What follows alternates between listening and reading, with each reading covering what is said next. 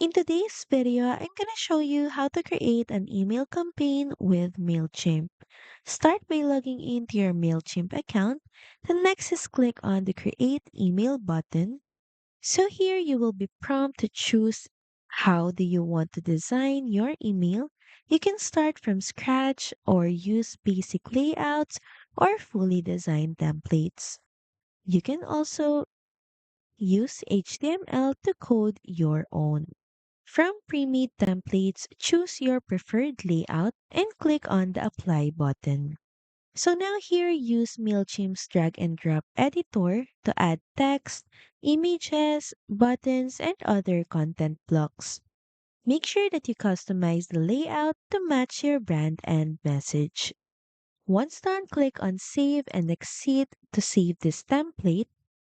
Next, in the To section, select the audience you want to send the campaign into.